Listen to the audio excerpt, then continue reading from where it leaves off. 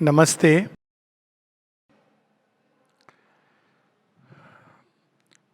सिद्धि दिवस जो 24 नवंबर 1926 को एक अद्भुत विशेष घटना, उसके विषय में आज की वार्ता है।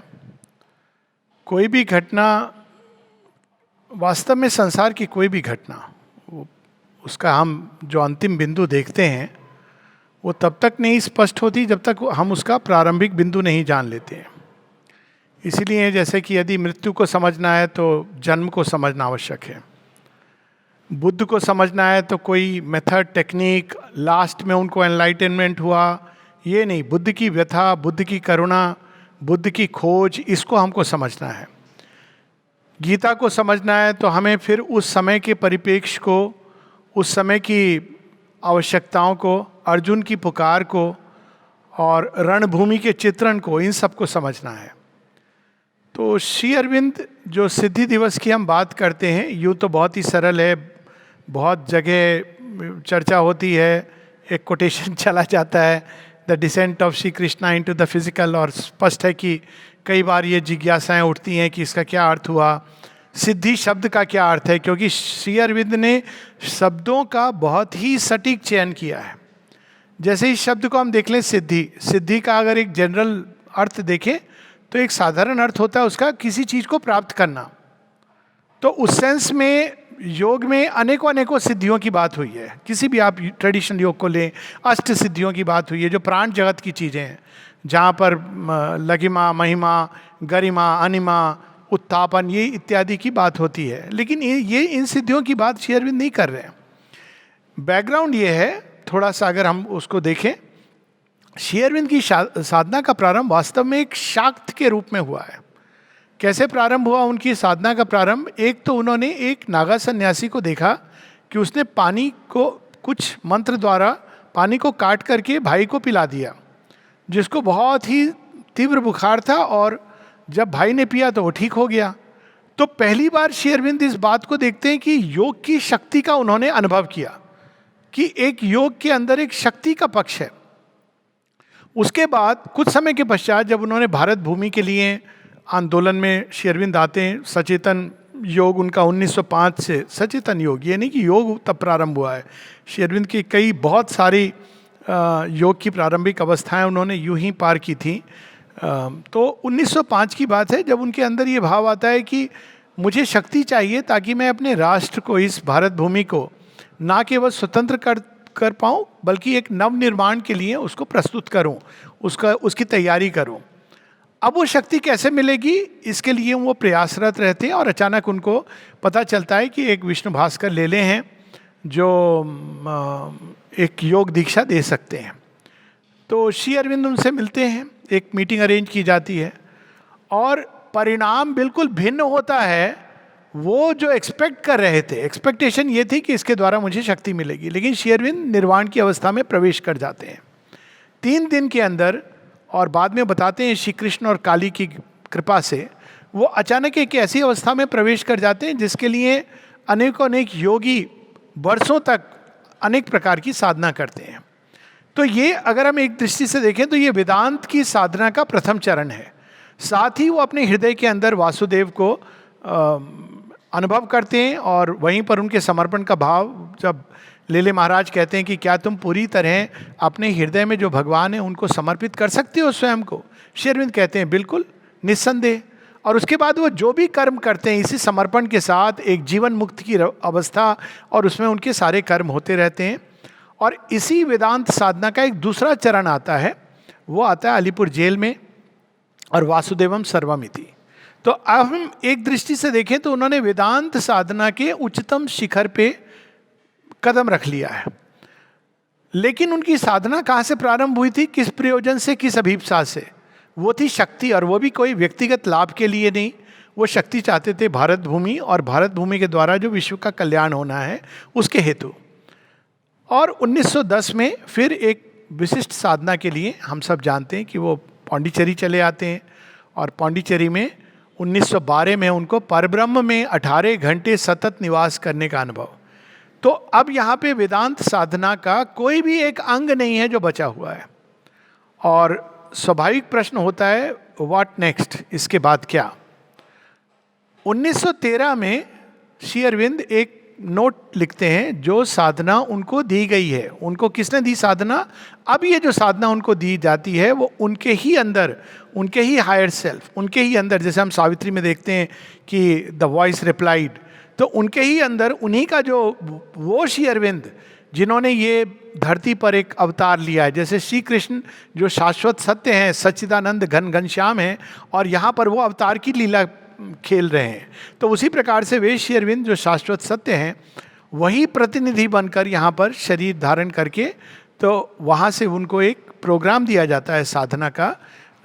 एक जगह उन्होंने कहा है 10 लिम्स ऑफ योगा बरिंदा को पत्र में, लेकिन यहाँ पर वो सप्त चातुष्ट की बात करते नहीं है, वो लिखते हैं।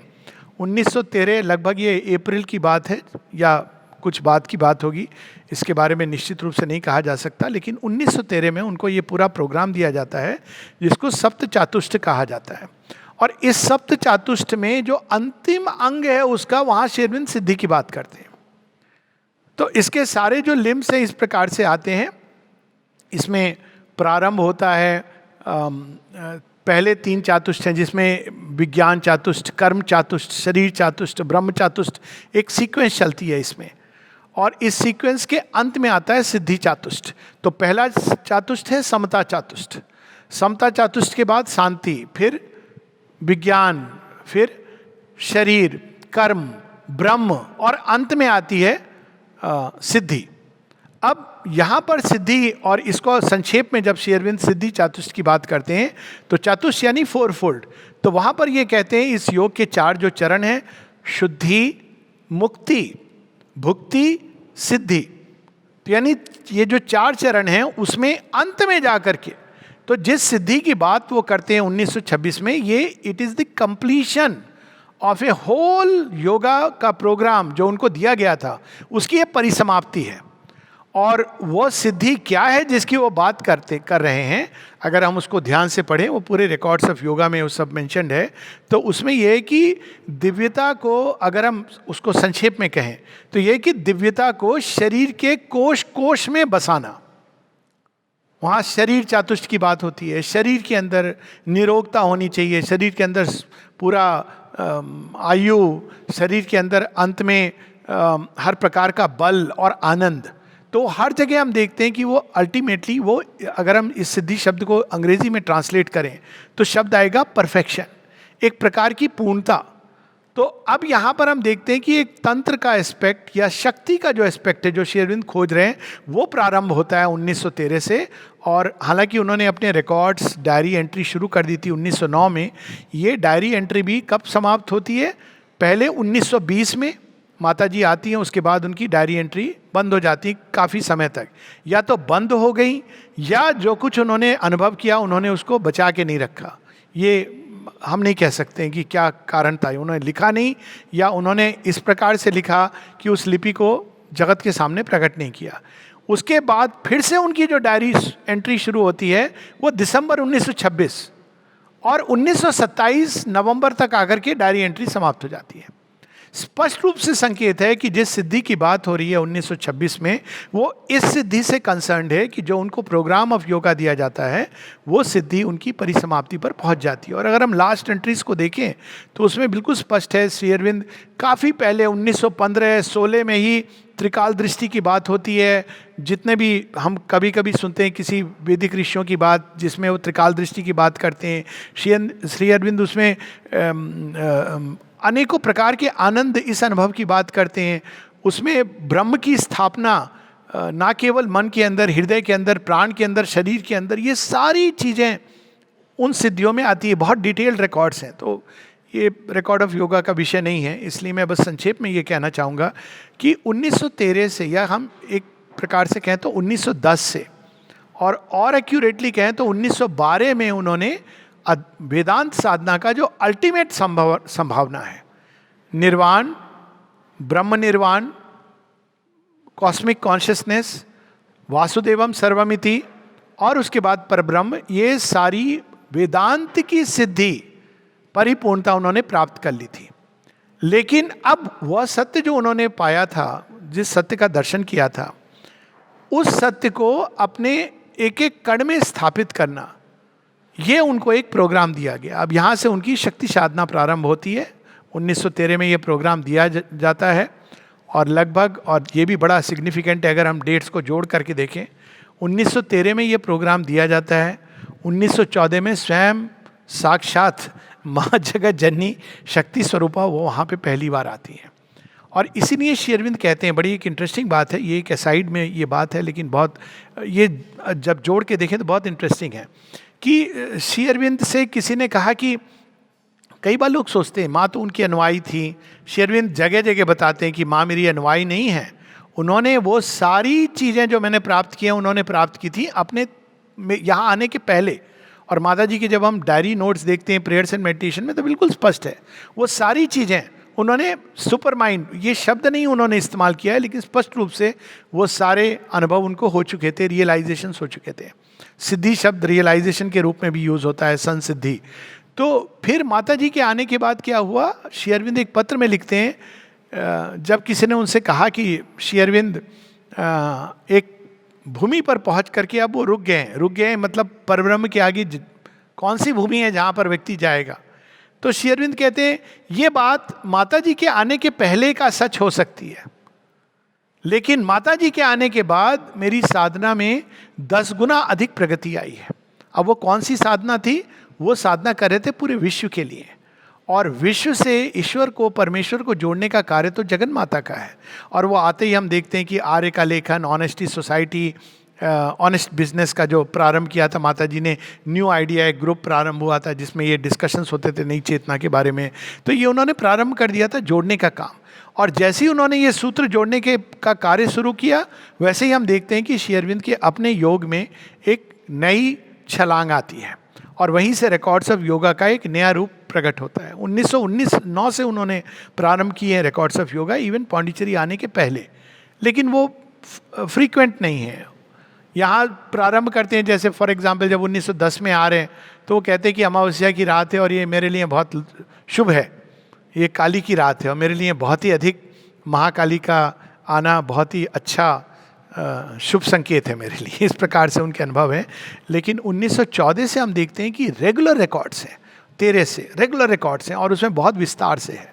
और ये आगे चलकर 1926 में उस भूमि पर पहुँचते हैं जहाँ वो पूरी उनकी जो उनको जो प्रोग्राम मिला था वो पूरा प्रोग्राम एक प्रकार से कंप्लीट हो जाता है। और ये भी बड़ी इंटरेस्टिंग बात है कि अगर हम सप्त चातुष्ट देखें तो ये 1912 से 1926 का एक पीरियड है, या अगर हम 1913 ले तो 1927 का पीरियड है। ये 14 वर्ष का जो हम कह लें राम जी का वनवास, श्री अरविंद का एक ऐसा वनवास जो उन्होंने अलग प्रकार का लिया जिसमें उन्होंने ये सारी योग की सिद्धि प्राप्त कर ली थी। तो निश्चित रूप से श्री अरविंद का व्यक्तिगत योग जहाँ तक उनको एक व्यक्तिगत रूप में करना था वो समाप्त हो गया था। इसीलिए उस दिवस को सिद्धि दिवस कहा जाता है, because it mark the completion of a whole phase of his yoga. अब जब हम लोग बात करते हैं व्यक्तिगत योग, तो ये एक चीज़ स्पष्ट होनी चाहिए कि व्यक्तिगत योग उनका व्यक्ति, जिसको वो श्री अरविंद कह सकते हैं हम, एक इंडिविजुअल उसके लिए नहीं था, वो सारी सृष्टि के लिए था।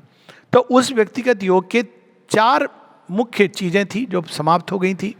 एक इंडिविजुअल व्यक्ति के अंदर डिवाइन का रियलाइजेशन बहुत पहले, क्योंकि लेले के साथ ये दोनों चीज़ें हुई थी। अक्सर हम लोग केवल एक चीज़ की बात करते हैं कि उनको निर्वाण प्राप्ति हुई थी, पर हम ये भूल जाते हैं कि उसी समय पर उनको अपने हृदय के अंदर इमिनेंट डिवाइन इसके दर्शन होते हैं और वो पूरी तरह स्वयं को समर्पण करते हैं। उसके बाद हम देखते हैं कि विश्व चेतना यानी योग का जो दूसरा चरण है, विच इज़ कॉस्मिक कॉन्शियसनेस, उसको वो रिक्लेम करते हैं। उसके बाद तीसरा जो है परब्रह्मन, ट्रांसेंडेंट, ये तीनों इंडिविजुअल, कॉस्मिक, ट्रांसेंडेंट, या अगर हम लोग उसके हिंदी के शब्द यूज़ करें तो व्यक्तिगत यानी हमारे हृदय में जो अंतर्यामी ईश्वर हैं, और विश्वगत विश्वव्यापी जो ईश्वर है, और ट्रांसेंडेंट यानी परात्पर, ये तीनों के रियलाइजेशन उनको हो जाते हैं। कहने में तो बहुत आसानी से मैं कह रहा हूँ, 1905 से 1912 के बीच में 7 वर्ष के पीरियड में, 1912 में श्री अरविंद की क्या आयु है, 40 वर्ष। 7 वर्ष के पीरियड कॉन्शियस योगा और 40 वर्ष की आयु में उन्होंने वो सारी चीज़ें प्राप्त कर ली थी जो एक वेदांत योग का अंतिम पड़ाव है। लेकिन वहाँ से एक नई यात्रा प्रारंभ होती है जिसमें 7 नहीं 14 वर्ष लगते हैं, क्योंकि वो साधारण यात्रा नहीं है। उसके बाद वो बताते हैं कि सुपर माइंड में उठना और वो सारा उन शक्तियों का मन, हृदय, प्राण, शरीर के अंदर प्रवेश। सो ये Sapta Chatushtaya is the 4-fold perfection of being. हर एक लेवल पर तो 7 प्रकार के परफेक्शंस, चातुष्ट।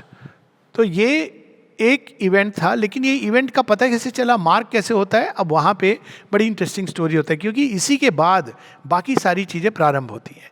इसके पहले 1926 के पहले लोग आते थे श्री अरविंद के पास। फूल है तो फूल जब खिलता है तो बहुत सारे भंवरे आते हैं, सीख करते हैं।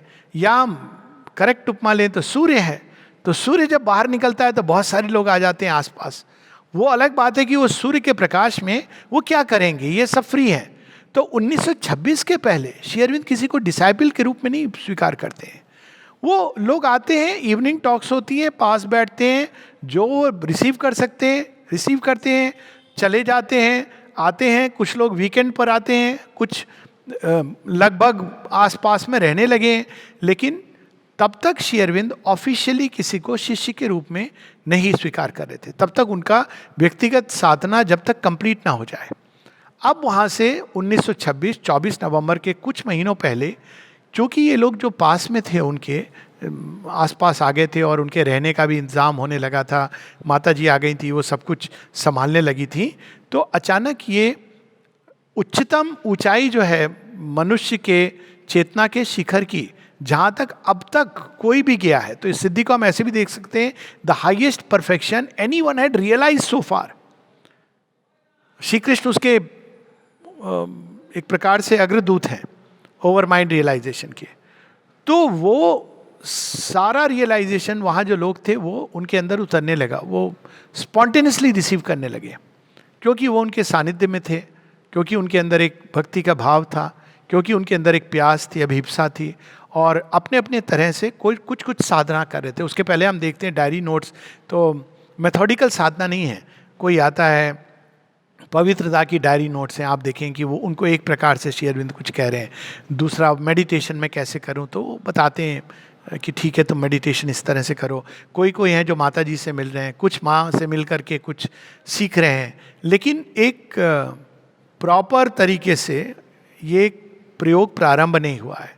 लेकिन 1926 के अंत में ये जो ओवर माइंड की शक्तियां हैं, यानी मानव मन की उच्चतम शिखर, मन का, आध्यात्मिक मन का भी वो उच्चतम शिखर है, लेकिन उसके परे जो जिसकी बात श्री अरविंद सुपर माइंड यानी क्रिएटर जो है, क्रिएटर हमेशा मन के परे रहा है, क्रिएटर नहीं डिसेंड कर रहा है।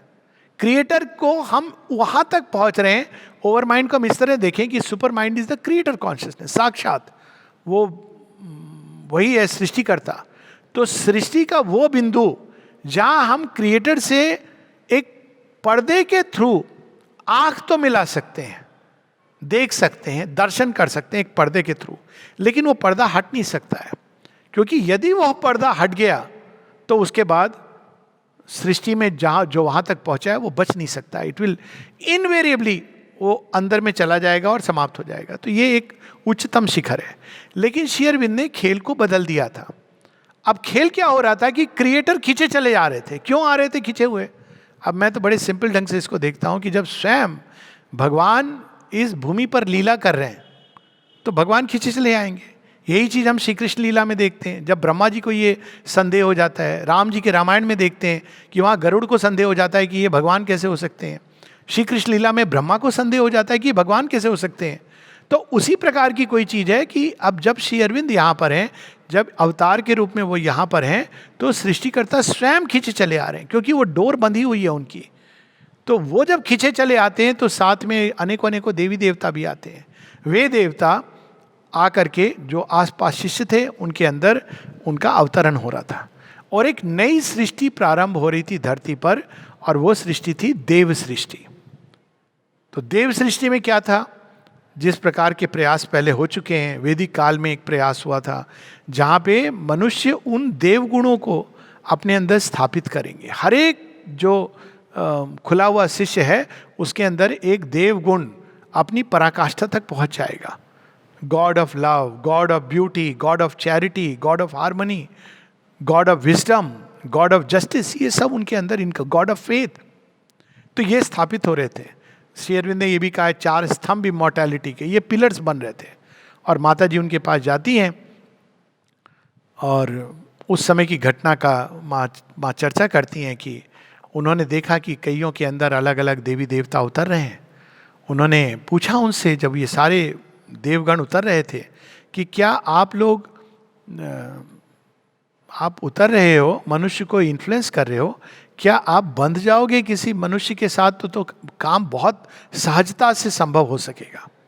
ये कुछ इस तरह की बात है कि कोई दूर से आपका संबंध हो गया टेलीविज़न या इंटरनेट के थ्रू, और वो आपको गाइड कर रहा है, जैसे आजकल होती है ना टेलीमेडिसिन।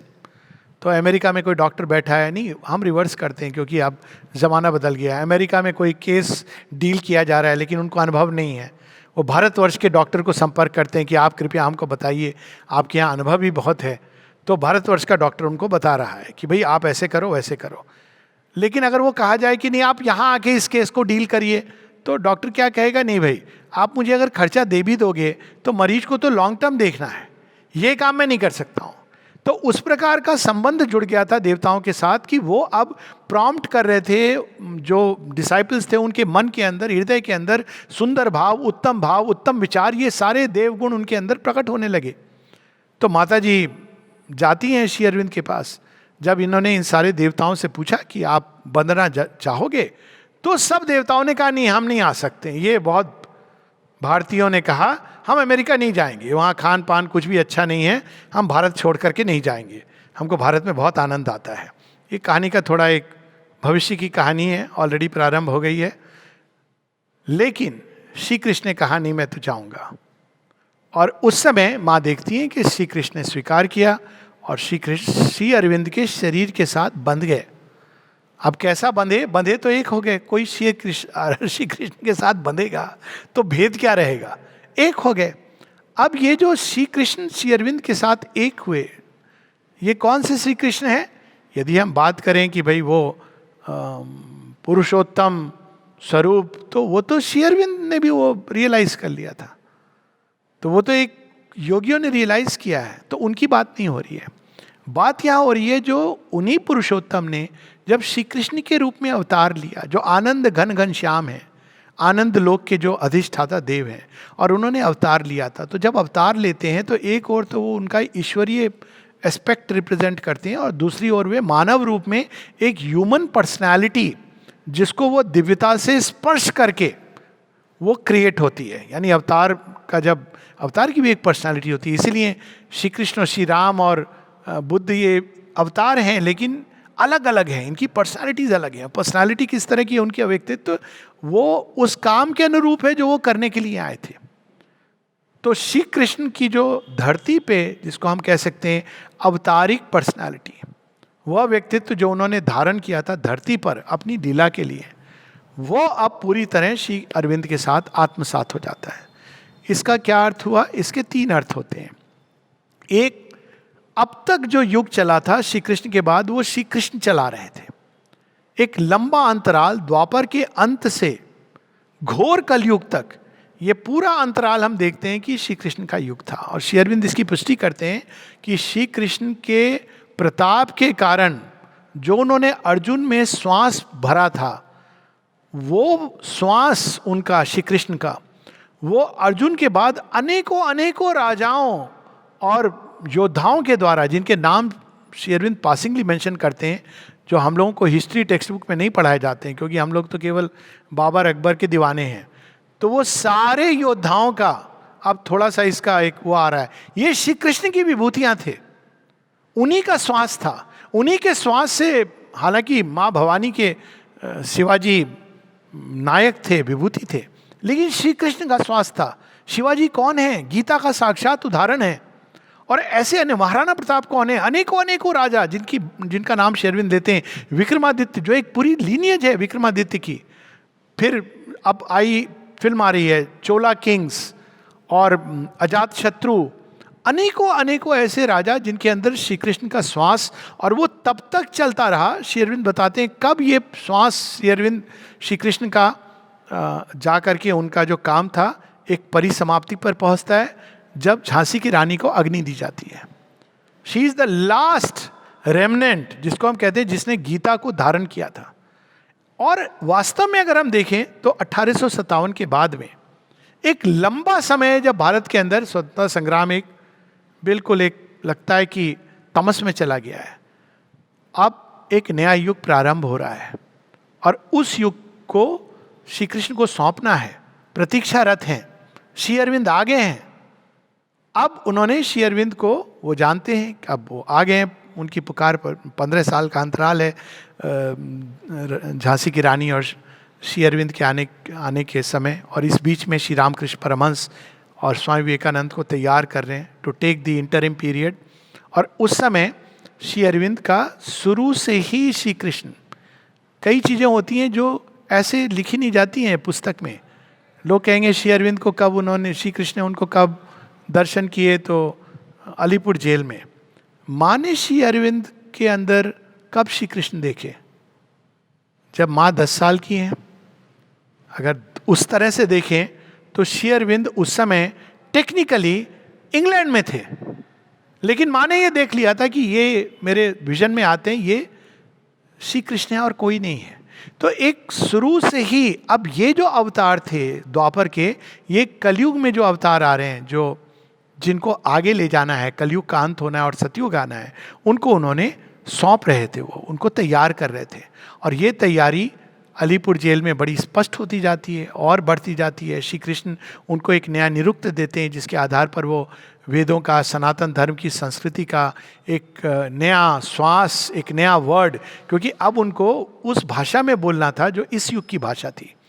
तो वो श्री अरविंद की वाणी से श्री कृष्ण बोलते हैं, और फिर एक समय आता है जब वो पूरी तरह श्री अरविंद तैयार हैं और श्री कृष्ण उनके साथ आत्मसात हो जाते हैं।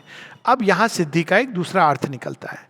श्री कृष्ण का श्री अरविंद से आत्मसात होने का अर्थ ये है कि अब आने वाला युग वे श्री अरविंद को सौंप रहे हैं कि अब तुम संभालो, मेरा काम हो गया, और मेरा काम जो हो गया, मेरी पर्सनालिटी अब तुमसे फ्यूज हो गई है।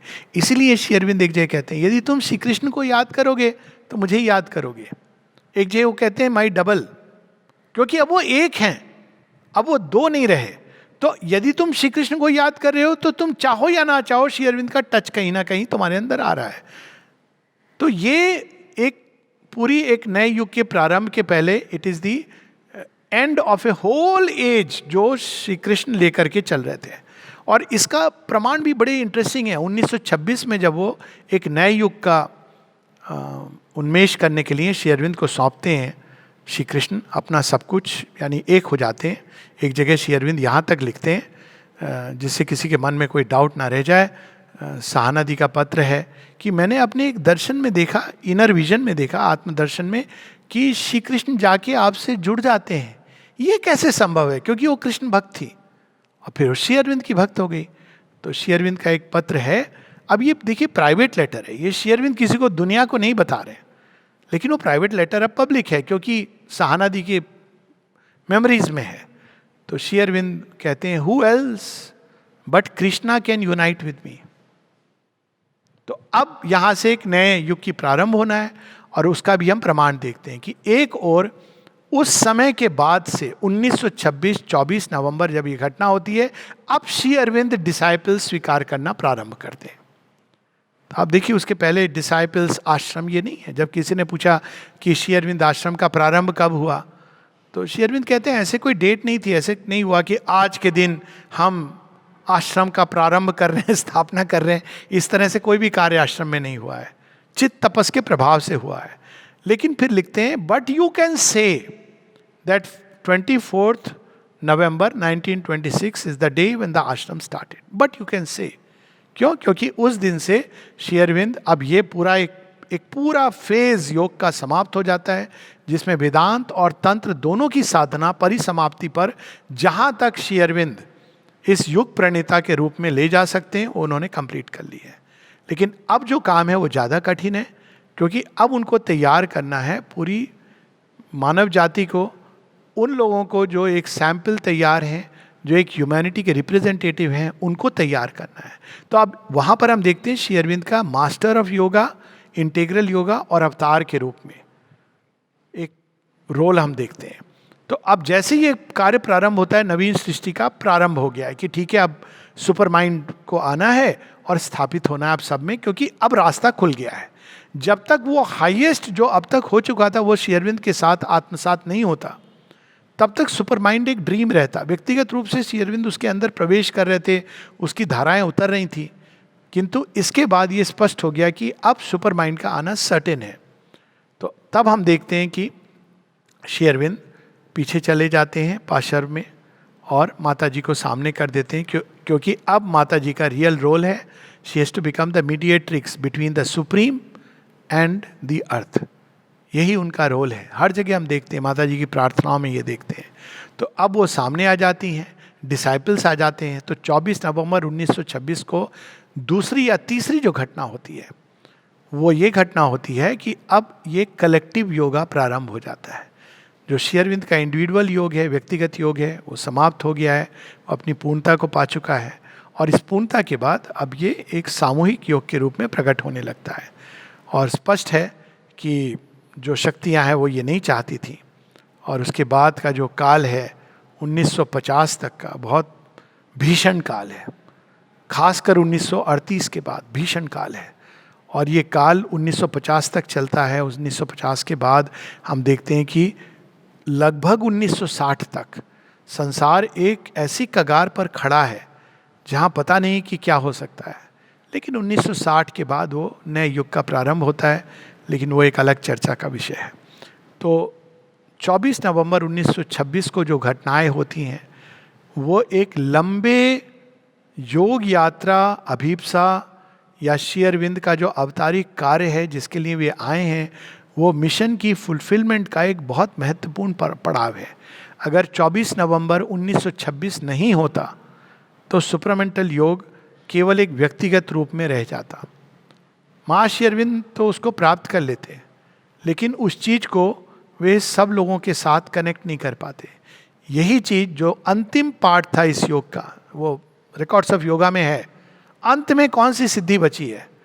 तो वो शरीर का एक भाग है, सारी सिद्धियां हो गई हैं, एक भाग है शरीर का जो कंप्लीट नहीं हुई है। और श्री अरविंद से किसी ने पूछा भी था कि क्या आपने मृत्यु पर विजय पा ली है? तो कहते हैं लगभग, लेकिन 3 चीजें हैं जिससे मृत्यु अभी भी संभव है। एक एक्सीडेंट होता है उनका 1938 में। दूसरा पॉइजनिंग, अचानक खूब सारा विष अगर आ जाए, हालांकि उन्होंने वो भी प्रयोग थे उनके जिससे वो विष को भी पचा पाते थे। और तीसरा उन्होंने कहा यदि मैं स्वेच्छा से शरीर त्याग करना चाहूँ। ये 3 इच्छा मृत्यु, ये 3 चीज़ें उनकी स्पष्ट रूप थी कि otherwise death can not enter. Accident का प्रयास हुआ था लेकिन वो विफल रहा। विष उन्होंने फिर जब पीना शुरू किया तब पूरी सृष्टि का विष पी लिया, 1950 की जो बात है। और फिर उन्होंने स्वेच्छा से इस शरीर को त्यागा। शरीर के अंदर जो हल्का सा एक पार्ट था जो अगर हम पढ़ें तो पूर्ण नहीं हुआ था, जिसकी बात बाद में माँ बार बार चर्चा करती हैं। तो वह इसलिए क्योंकि यदि वो उसमें चले जाते माँ Shri Aurobindo to complete that part, तो फिर वो इतने ही डिस्कनेक्ट हो जाते हैं सारे संसार के साथ कि ये संभव नहीं होता कि कोई भी उनसे, कहते हैं ना, कैचअप कर सके। कम्युनिकेशन ही नहीं होता। तो ये इस बात की भी चर्चा होती है। माता जी बताती हैं 2 बड़ी इंटरेस्टिंग बात बताती हैं। एक 1920 में जब माँ आती हैं तो श्री अरविंद से मिलती हैं, तो उनके अंदर ये प्रश्न आता है क्या इस बार ये संभव होगा, क्योंकि वो तो युगे युगे साथ में आके ये कार्य कर रहे हैं, क्या इस बार ये संभव होगा? कहने का अर्थ है कि क्या सुपर माइंड उतरेगा, क्या क्रिएटर की कॉन्शियसनेस, हम इसको सरल कर दें, सुपर माइंड वर्ड से सब बहुत हो जाते हैं।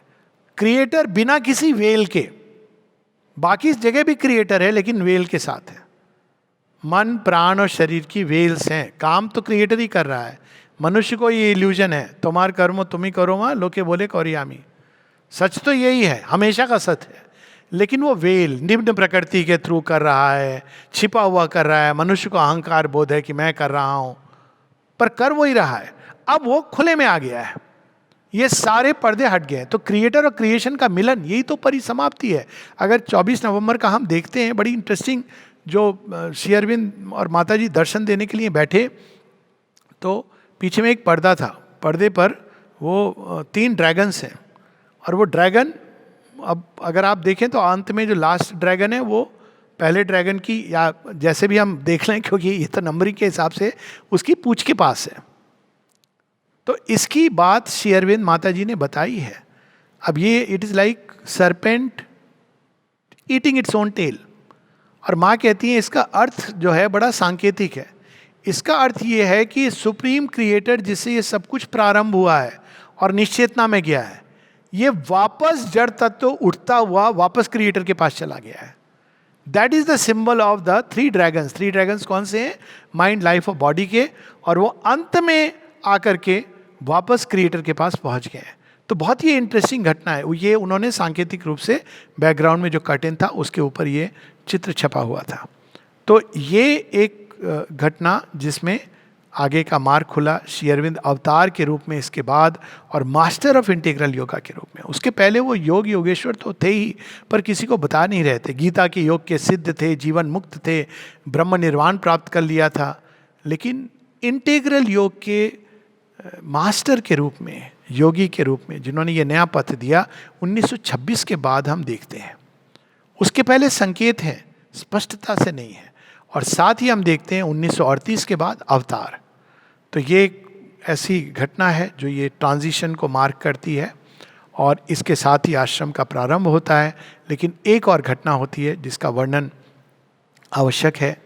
अक्सर हम लोग ऋषि मुनियों के त्याग और तपस्या की बात करते हैं, और शेयर में, और हमारी अब क्या है ना, अवधारणा बन गई है त्याग तपस्या से।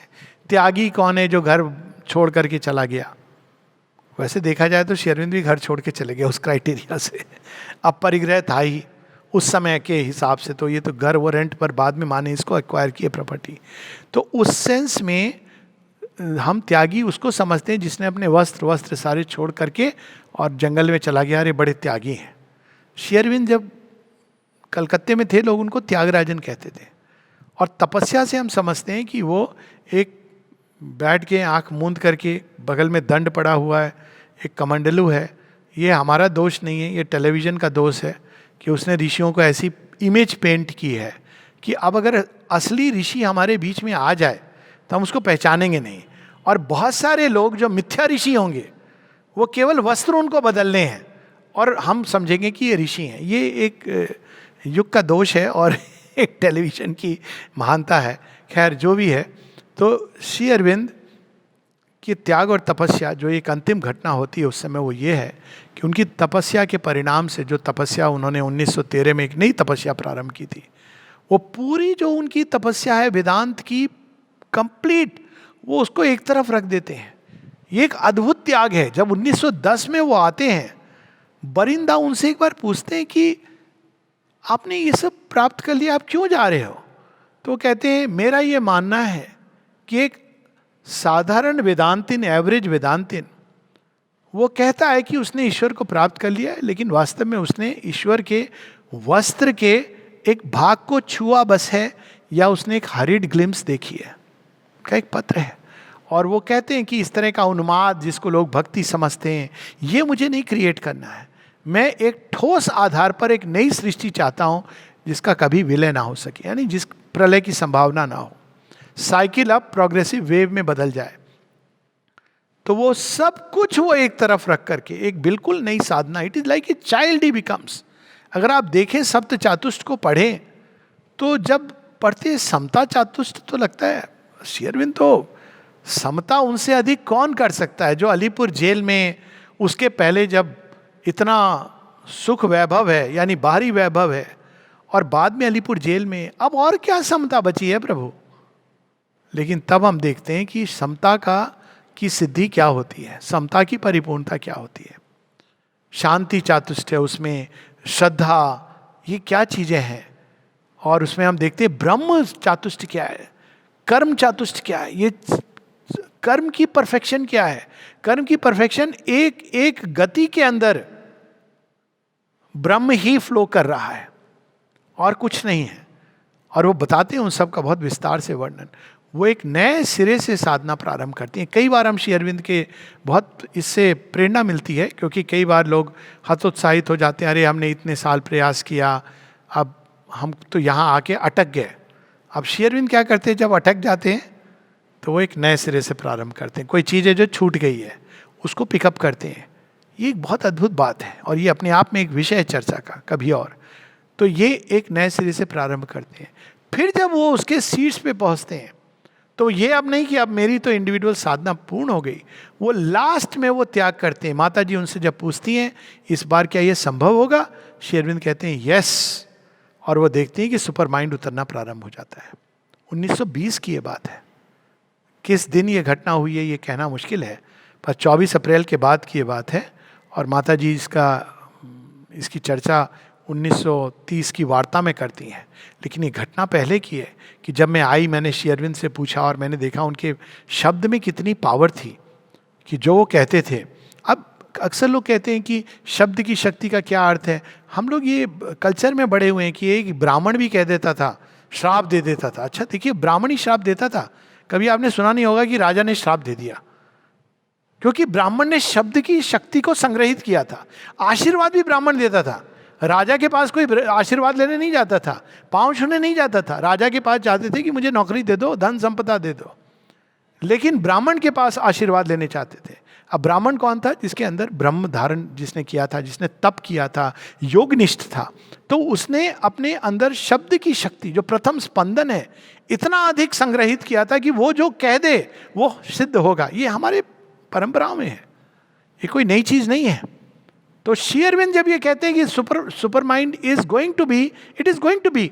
इसके लिए पता नहीं क्यों हम लोग बहुत ही मॉडर्न एक बार किसी ने पूछा कि आपके डिसाइपल्स बड़े धीरे धीरे प्रगति करते गए थे। हाँ, मॉडर्न डिसाइपल्स से मैं क्या करूं, मुझे भगवान ने यही सौंपे हैं, क्योंकि आज के युग में बहुत वो डाउट वाला युग है। भक्ति से लोग नहीं खुल पाते हैं, हर चीज़ में वो सवाल करते हैं। देखिए आप उनसे, तो इस प्रकार से वो कहते हैं यस, और वो शुरू हो जाता है। तो जब माता जी देखती हैं कि पूरी ओवर माइंड देव सृष्टि हो गई, वो श्री अरविंद के पास जाती हैं। अब श्री अरविंद को बताएं इसके पहले कि मैंने देखा है कि श्री कृष्ण आपके साथ एक हो गए हैं। माता जी कहती हैं, he said yes yes I know it, मुझे ज्ञात है। Himself he was quite indifferent to it. क्यों इंडिफरेंट थे? इतनी बड़ी घटना हो गई। श्री अरविंद को तो अचानक उठ के कहना चाहिए था कि आज हम सेलिब्रेट करेंगे। ऐसा नहीं करते हैं वो। श्री अरविंद कहते हैं आई नो इट, लेकिन यह मेरा लक्ष्य नहीं है।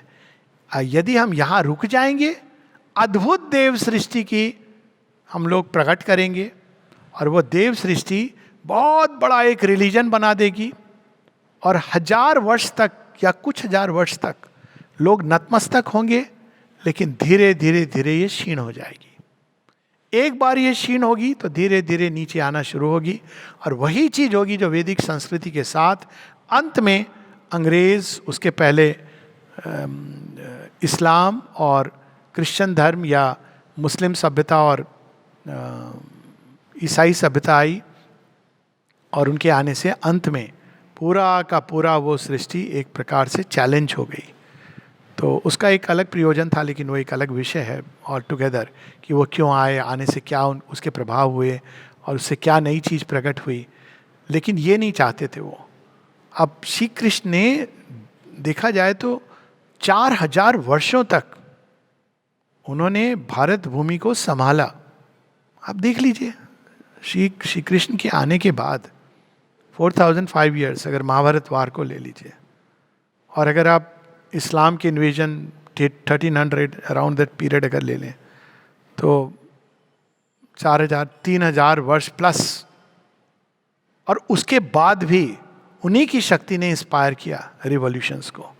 तो श्री अरविंद कहते हैं हाँ, अगले 3-4 हजार वर्षों तक, जैसे नॉस्ट्रेडेमस ने कहा है 3000 वर्षों तक एरा ऑफ पीस रहेगा, ये हो सकता है, ये संभव होगा, लेकिन यह मेरे कार्य का चरम उत्कर्ष नहीं है। देव सृष्टि नहीं, दिव्य सृष्टि मुझे चाहिए। देव सृष्टि का पतन हो सकता है कालांतर में, लेकिन दिव्य सृष्टि इसका पतन संभव नहीं है। और तब माँ कहती है, मैंने अपनी अंतःचेतना से सब समझ लिया, और 2 घंटे के अंदर वो सारी सृष्टि हटा दी, मिटा दी। सारे अद्भुत अतीन्द्रिय अनुभव जो हो रहे थे, इन एक एक अपने आप में गुरु बन सकता था आश्रम के कंटेक्स्ट में जो लोग थे। और फिर माँ कहती सबको हंसते हुए, now for some hard work, उठाओ, अब क्या कहते हैं उसको, कुदाल उठाओ और हल चलाओ भूमि पर। क्यों? माँ इतना सुंदर अनुभव हो रहा था, हाँ ये नहीं चाहिए, श्री अरविंद को परफेक्शन चाहिए। तो उसी समय 24 नवंबर 1926 के करीब पूरे देव सृष्टि का माँ विलय कर देती है, क्योंकि वो कहती नहीं, हमको देव नहीं दिव्य सृष्टि चाहिए। तो ये भी एक घटना है जो 24 नवंबर से जुड़ी हुई है। और एक अद्भुत घटना है जो सबसे इम्पॉर्टेंट है कि 24 नवंबर 1926 से श्री अरविंद पाशर्व में चले जाते हैं, क्योंकि अब निश्चित हो गया है कि सुपरमाइंड को आना है। उसके पहले ये था आएगा कभी, लेकिन कब आएगा, क्या समय आ गया है?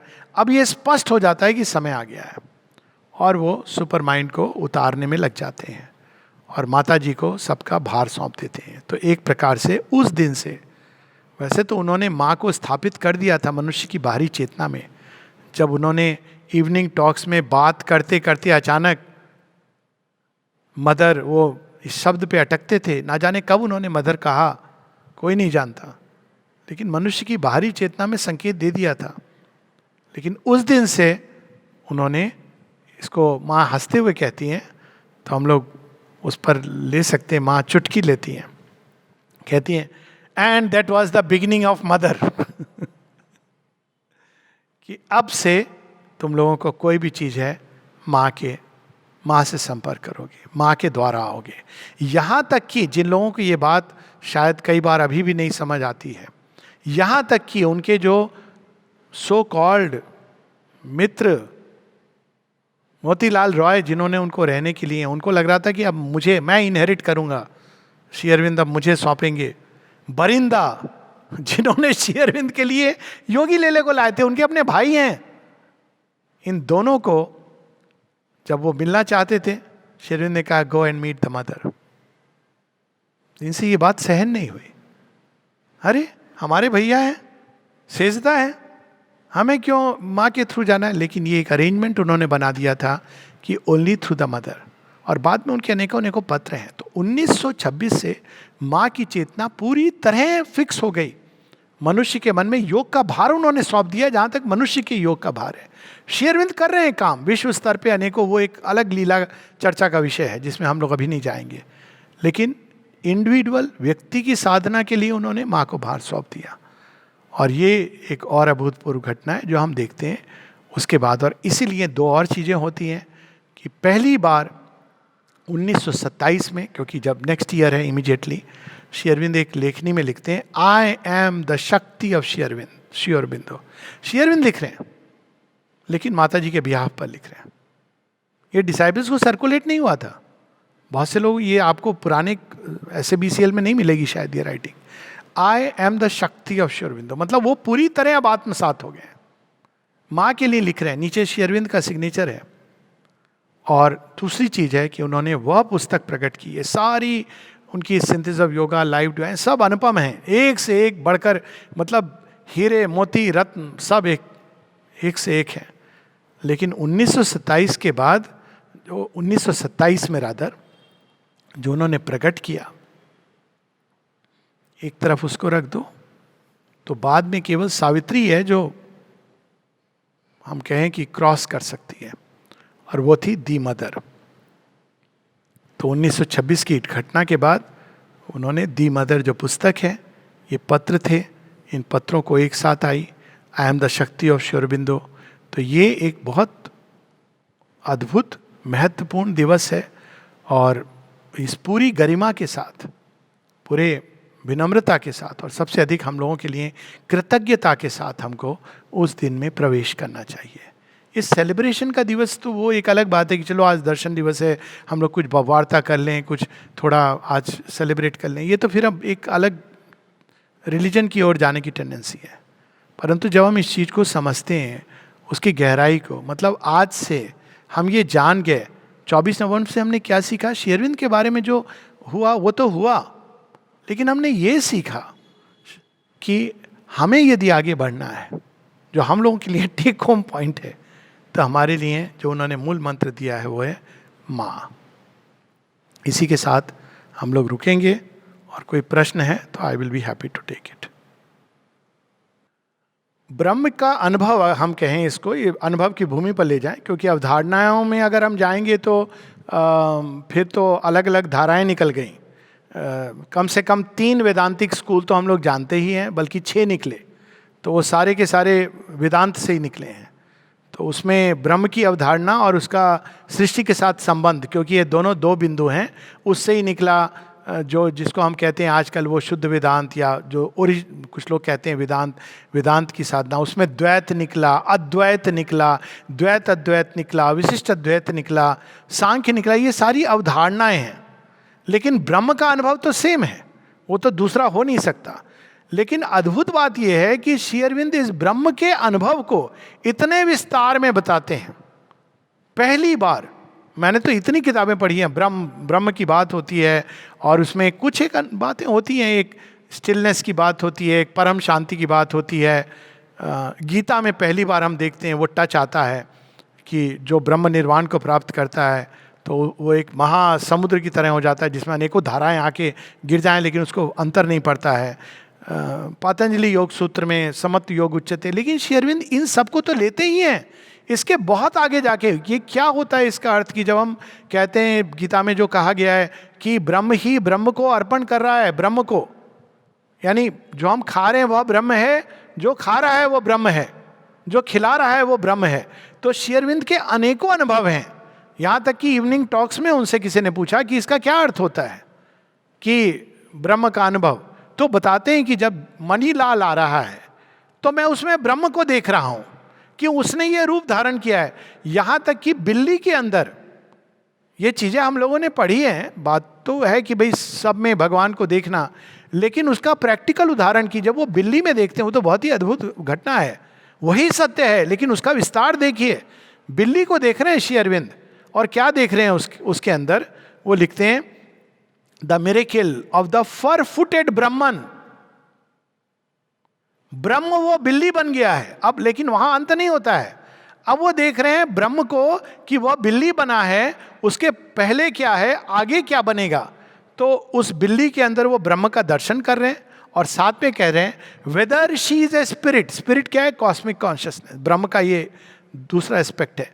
तो ये है कि ब्रह्म के दोनों एस्पेक्ट हैं, एक जो पर ब्रह्म द ट्रांसेंडेंट, दूसरा कॉस्मिक एस्पेक्ट है, जिसको आमतौर पर हम ब्रह्म की बात करते हैं, अक्षर ब्रह्म की बात करते हैं। तो कहते हैं whether she is a spirit, a women और ए कैट। वुमेन उसका भविष्य है। This is the mystery I am wondering eight. एक साथ त्रिकाल दर्शन जगह जगह, और श्री अरविंद संक्षेप में लिखते हैं T3 T3 T3। अब T3 को उन्होंने विस्तार में किया है, it's a triple time vision,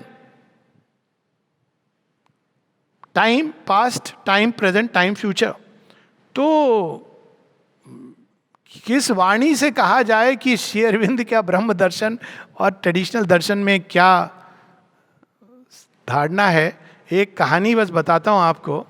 बामा खेपा ईस्ट बंगाल के बहुत बड़े संत थे एक समय, और समकालीन थे श्री अरविंद के समय, यानी वो कुछ पहले उन्होंने रियलाइजेशन जो उनके हुए थे। किसी शिष्य ने उनसे पूछा कि श्री अरविंद ने मैंने सुना उनका नाम, तो उनकी साधना के विषय में कुछ बताइए।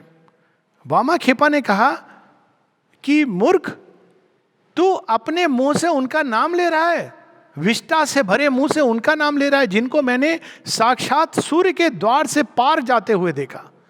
यानी ब्रह्म का जो ओरिजिनल स्वरूप है वो तो सुपर माइंड में है, जिसने भी ब्रह्म का अनुभव किया है वो माइंड की झिल्ली से अनुभव किया है। और कहते हैं ये ऋषि कि अगर क्रॉस कर जाओगे तो खत्म हो जाओगे, मतलब then you can not stay. तो आप उस झिल्ली से ही दर्शन कर सकते हो, जिसको श्री अरविंद ओवर माइंड बताते हैं। श्री रामकृष्ण कहते हैं कि वो दीवार पे चल रहे हैं, कहते हैं उधर तू चला जाएगा तो हाहाक और गिरे पड़े। उपनिषद में लास्ट स्टेप क्या है?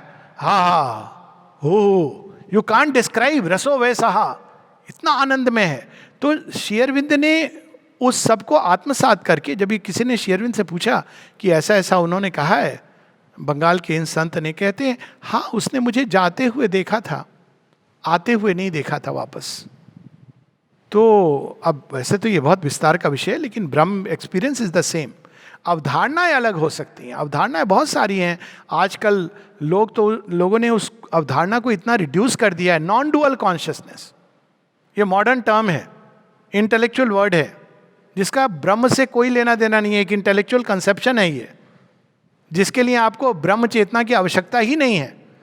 ये एक लॉजिक, कॉमन सेंस है कि हर चीज के पीछे there is a non dual reality. इसके लिए हम लॉजिकली इस चीज को कर सकते हैं, लेकिन it doesn't make a difference, क्योंकि अगर हम नॉन डुअल कॉन्शियसनेस या ब्रह्म चेतना में रहते हैं तो हम एक साथ कई जगहों पर एक साथ रह सकते हैं। श्री अरविंद के जीवन में ये साक्षात देखने को मिलता है। कई सारे उनके अनुभव हैं, उदाहरण है। और उनकी एक कविता है पर ब्रह्म, जिसको अगर देखना है, ब्लिस ऑफ ब्रह्मन एक कविता है। एक कविता है पर ब्रह्म, जिसमें उन्होंने उसका वर्णन किया है जो वर्णनातीत है। तो मूल अनुभव तो सेम है, परंतु सेम होते हुए भी वो विस्तार में है। सेम इस तरह से है कि मैंने भी सूर्य को देखा, सबने सूर्य, कोई दूसरा सूर्य को थोड़ी देखता है, लेकिन अंतर यह है कि एक ने उगते हुए सूर्य को देखा, एक ने ढलते हुए सूर्य को देखा, एक ने चश्मा लगा के सूर्य को देखा, एक ने खुली आंखों से दोपहरी के प्रचंड सूर्य को देखा। इसीलिए श्री अरविंद कहते हैं we do not belong to the dawns of the past but to the noons of the future. तो उन्होंने ब्रह्म को अपने पूर्ण तेज में देखा, और ना केवल उसको देखा, अपने कोशिका कोशिका में धारण किया। इसकी कल्पना के परे है ये। वैसे लाइफ डिवाइन में इत्यादि पुस्तकों में इसका बहुत विस्तार में वर्णन है, पूरा एक चैप्टर है। हाँ जी बिल्कुल। तो वैसे कहा ये तो जाता है कि जहाँ ट्रेडिशनल योग खत्म होते हैं, लेकिन इसको हम भगवत गीता के उदाहरण से ले सकते हैं, क्योंकि श्रीमद् भगवत गीता योग की उन गहराइयों और ऊंचाइयों तक चली जाती है जो अद्भुत है, क्योंकि वो एक समग्र योग की बात करती है। तो गीता में सुपर माइंड का दर्शन होता है। कहीं कहीं ऐसा लगता है कि श्री कृष्ण सुपर माइंड तक पहुंच के द्वार खटखटा रहे हैं, और अचानक उनको स्मरण है कि अरे नहीं नहीं, ये तो मुझे बाद में करना है और वो वापस आ जाते हैं, और वो उसको कहते कहते रुक जाते हैं। तो ये कुछ एक स्थान है जहाँ भगवत गीता में इसके संकेत हैं, डायरेक्ट नहीं है सुपर माइंड वर्ड। तो एक है जहाँ वो कहते हैं रेयरेस्ट योगी वो है जो जरा मृत्यु पर विजय प्राप्ति करने के लिए रत है। अब वो क्या है कि उसका कंटेक्स्ट दूसरा है, लेकिन इसका एक अर्थ ये है कि जो इसको कॉन्कर करना चाह रहा है। फिर एक जगह वो कहते हैं मैं व्यक्त भी हूँ अव्यक्त भी हूँ। ये अनुभव सुपर माइंड का है, जहाँ पे आप मैनिफेस्टेशन और नॉन मैनिफेस्टेशन दोनों को एक साथ देखते हैं। फिर एक तीसरा जो उनका विश्व रूप दर्शन है, जहाँ हम देखते हैं कि वो ये सब सारा संसार भी हैं, व्यक्ति रूप में भी हैं, विश्वगत भी हैं और ट्रांसेंडेंटल भी हैं एक साथ। तो वो एक अनुभव है जहाँ वो सुपर माइंड के द्वार पे पहुँच गए। फिर जब वो कहते हैं समग्रम माम, वहाँ इंटेग्रल योगा का सूत्र है, लेकिन इस चीज को श्री कृष्ण विस्तार नहीं ले जाते, क्योंकि वो समय नहीं है इसका, इसलिए वो रूपांतरण की बात नहीं करते हैं। और वो ये कहते हैं अंत में कि तुम जीवन मुक्त तो हो जाओगे, लेकिन ये तुम्हारी प्रकृति वैसे ही कार्य करेगी, सत्व रजस तमस। वो ऑपरेटिंग सिस्टम, मतलब ऐसे इसको हम देख लें कि तुम्हारी चेतना एक हाई कंप्यूटर, उसको तुम जान गए हो, लेकिन विंडोज तुम्हारे वही 97 to 2000 वाले रहेंगे, वो अपग्रेड नहीं होंगे। तो तुम्हें उसी से काम चलाना है। तो अर्जुन का जीवन मुक्त हो गया है, लेकिन ऑपरेटिंग सिस्टम वही ओल्ड प्रकृति है। श्री अरविंद प्रकृति के रूपांतरण की बात करते हैं। वो कहते हैं कि जो तमोगुण है वो सेल्फ एग्जिस्टेंट पीस में रूपांतरित होगा, रजोगुण है वो चित्त तपस शक्ति में रूपांतरित होगा, जो सत्य गुण है वो भगवान के प्रकाश और आनंद में रूपांतरित होगा। इसकी बात नहीं है गीता में, आमूल चूल रूपांतरण की बात नहीं है। भौतिक यंत्र उपकरण जो शरीर तक है उसके रूपांतरण की बात नहीं है। और सुपर माइंड का केवल एक हल्का सा नॉक है, यानी श्री कृष्ण पहुंचते हैं क्योंकि ओवर माइंड पे है ना, तो पहुंच करके फिर कहते हैं नहीं नहीं नहीं ये मैं लांग जाऊंगा, अपनी सीमा को लांग जाऊंगा, तो वापस आ जाते हैं। और एक इसको थोड़े दूसरे ढंग से देखें तो गीता की परिसमाप्ति कहाँ होती है? वास्तव में प्रारंभ भी उसका एक समर्पण के भाव से होता है, और अंत वहां पर होता है सर्वधर्मान परित्यज्य माम एकम शरणम व्रजा। तो श्री अरविंद के योग का प्रारंभ कहाँ से होता है? यहाँ से होता है, गीता की अंतिम सूत्र से। अंतिम मतलब अंतिम श्लोक नहीं है, पर अंतिम सूत्र है जो वो दे रहे हैं कि this yoga begins with surrender. Of course Gita में इन्फिनिट मदर को सरेंडर की बात की गई है, और ये जो सर्वधर्मान परित्यजा, मेरा ये स्वधर्म है, मुझे ये करना, ये सब कुछ complete surrender, this is called living in the divine. Gita के योग में लिविंग इन द डिवाइन अंत में आता है, लिविंग फॉर द डिवाइन अंत में आता है, लिविंग बाय द डिवाइन ये संकेत है, वो समर्पण के द्वारा संभव है। गीता के योग में यंत्र बनने की बात है, हम एक अच्छे यंत्र बन सकते हैं भगवान को अपने कर्म निवेदित करके, डिवाइन विल के हम पात्र बन सकते हैं, इतना संभव है। लेकिन पूरा जीवन हमारा ईश्वरमय हो जाए, मन मना भव मद भक्ता मध्याजी मन नमस्कुरो, ये गीता में जो लास्ट में आता है, ये योग वहाँ प्रारंभ होता है जब हम अपना आमूल चूल समर्पण करते हैं कि अब जैसा आप नचाना चाहो वैसे आप नचा लो, बांसुरी बजाना चाहो तो बांसुरी बजा लो, और धनुष बाण संधान करना चाहो तो वो कर लो, और यदि किनारे में रख देना है तो किनारे में रख दो।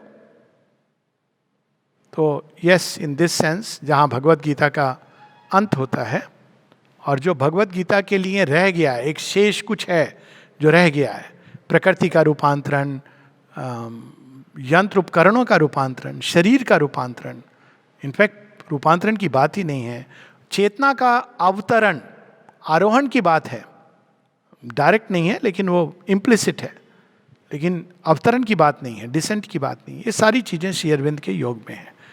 लेकिन भगवत गीता जिन्होंने प्रैक्टिस की है वो एक बहुत सुंदर बेस देती है। श्री अरविंद ने कहा है कि it gives a very good base for the integral yoga. Synthesis yoga में हम इसको देखते हैं स्पष्ट रूप से, it provides a very good base.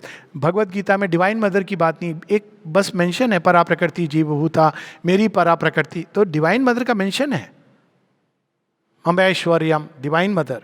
लेकिन वो क्योंकि वो वेदांत पर आधारित है, तंत्र का एस्पेक्ट नहीं है वेदांत दर्शन में, है भी जहाँ आता है तो वो माँ अदिति अल्टीमेटली आपको परम पुरुष में डाल देती हैं, तो आपका निर्वाण, ब्रह्म निर्वाण, मुक्ति हो जाती है। उसका अल्टीमेटली अंत जीवन मुक्ति है। बाकी योग में मुक्ति है, इसमें जीवन मुक्ति है, किंतु श्री अरविंद मुक्ति के बाद भुक्ति और सिद्धि की बात करते हैं, और उसके लिए वो तंत्र से जोड़ते हैं, इसको डिवाइन मदर आती, ये चीज़ें भी भगवत गीता में नहीं है।